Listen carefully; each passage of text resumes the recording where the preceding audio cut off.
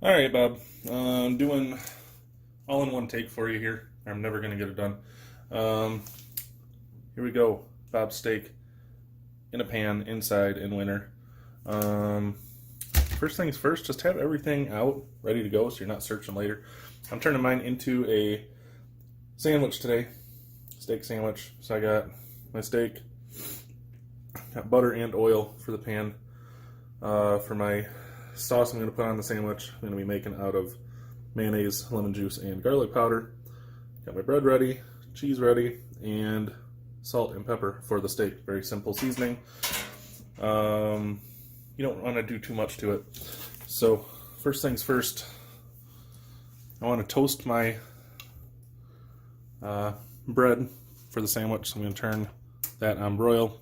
I'm going to get the heat going to pretty high. I have it on 8 at the moment. Should be fine. And we're going to add about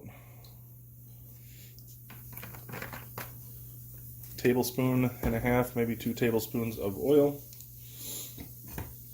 And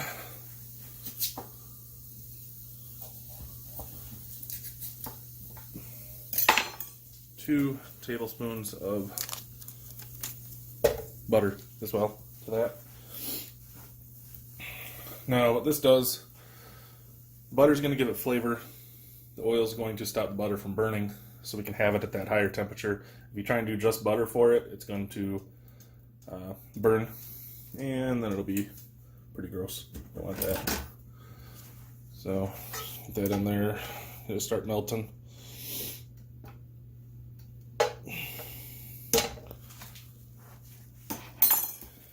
Steak opened up here. This is just a cheap steak I picked up for this purpose. Now it's important to have your steak out about an hour in advance. You want it room temperature, or what's going to happen when we hit the super hot heat in the pan is it's going to get pretty burnt on the outside but still be raw in the middle, and we don't want that.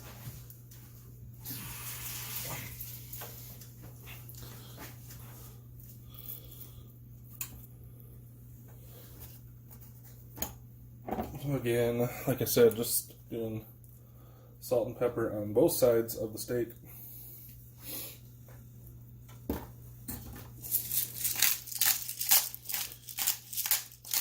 Much or as little as you want, I would suggest.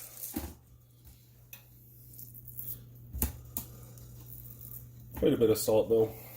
There's a lot of meat there to season. Don't overdo it or get bad pretty quick.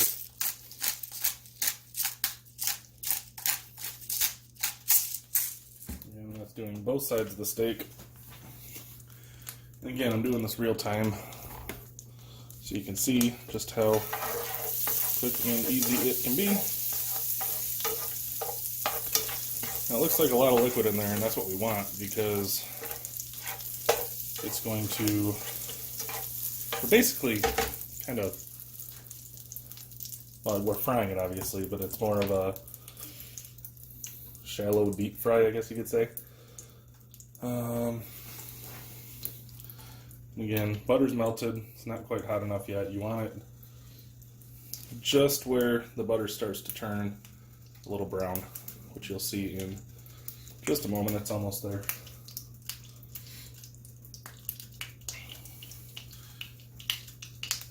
Oh, I forgot about these too. Yeah, these to put on my sandwich. Pretty awesome. It's gonna be a good sandwich. Okay, now you see right in the middle there that butter's starting to get brown. That's perfect now. We're going to layer steaks in. And you want that sizzle. If it's not sizzling, it's not hot enough. And to make it easier for yourself, I'm doing this exactly how you wanted, medium. I'm going to do 4 minutes per side. I'm going to set my timer on the stove for 4 minutes at that super high heat. And that way I know exactly when to flip it. So 4 minutes aside will give us a pretty good medium. And another steak here. I'm just gonna wrap up.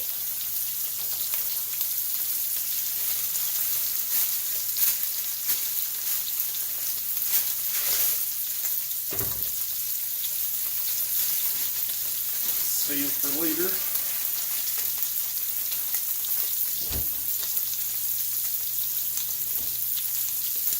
Now in the meantime, while that's going, I'm going to get my sauce working together here. Roll my lemon a little bit, get it juices going, and drop my cheese.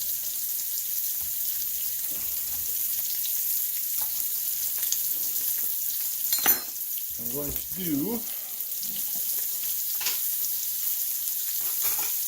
this is a really good steak chicken sandwiches.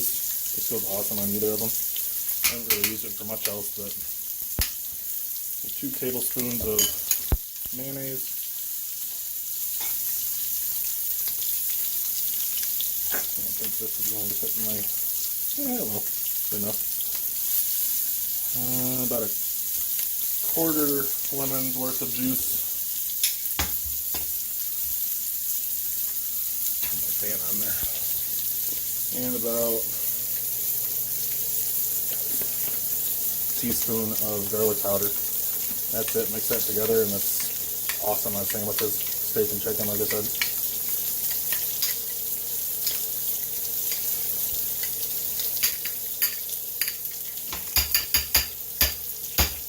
It's a lot easier to mix with a fork than a spoon, but basically just mix it until it's smooth. If you're doing the sandwich thing, which is just how I want to do it today. And also, I'm just dropping everything. I'm going to stick my buns in the oven for just a minute to toast them.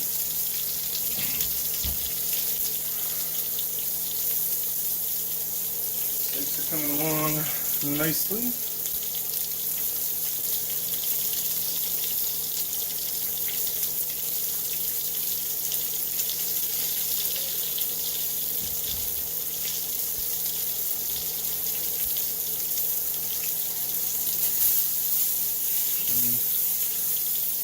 I'm gonna flip mine now just because these are a little thinner. If they're thinner like this, do it 3 minutes. That'll get you the medium. Sorry, don't mean to be confusing. But flip them, then going in that butter oil again. And do another 3 minutes on the other side. Make sure you got your ventilation going too. This high heat in the pans like this makes a little bit of smoke. And I just realized my camera was turned the wrong way. But all you missed was me flipping them. So, make sure my bread's not burning.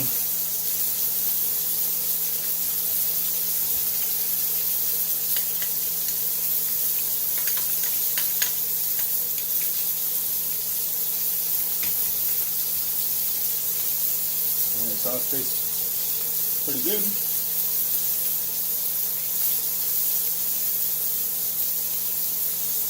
Now, with the timing on each side, you don't want the outside to be burnt. Like this was, you can see right there, was just about almost too far. And so that's the kind of thing you're watching for. If you know you have thicker steaks, like these are about, I'd say 3/4 of an inch.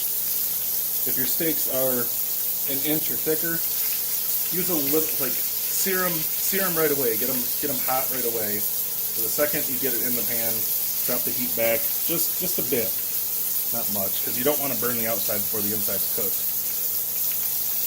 So just doing.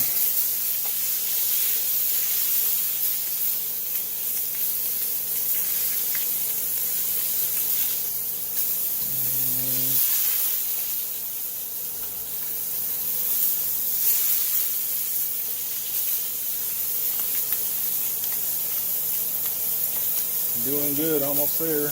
Bread is perfectly toasted. Hold that out just in the nick of time.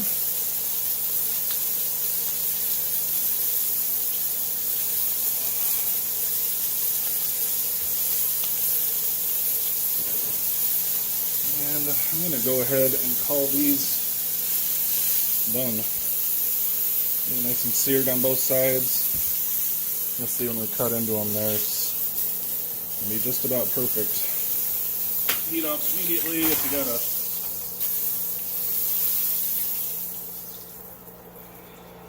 electric stove like I do. Take the pan off the heat as well. And now, get rid of this lemon. I don't see myself using the other half of that lemon. I'm dropping things again. It's 3 things now.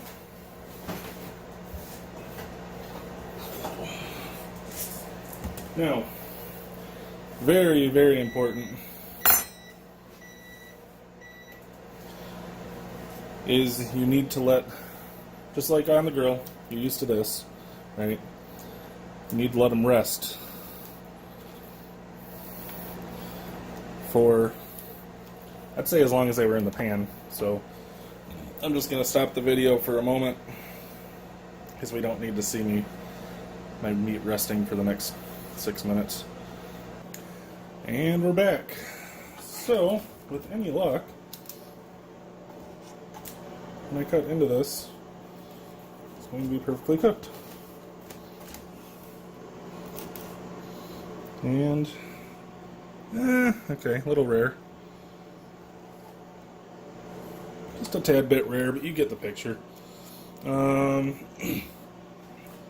what I should have done there, for one thing, I didn't get it out early enough. I only had it out for about a half hour, so it wasn't fully up to room temperature. Second thing, I should have seen that coming and did what I told you to do earlier. Get it in, sear it, drop the heat a little bit. Oh well, this is, how I like it anyway, so. Now, really quick, if it does come out a little under what you would prefer, make that first cut right in the thickest part. If you determine it's not cooked enough for you at that point, just stick it back in the pan for a couple minutes. 30 seconds to a minute per side until it gets to the point that you want it. It's that simple. So, have a good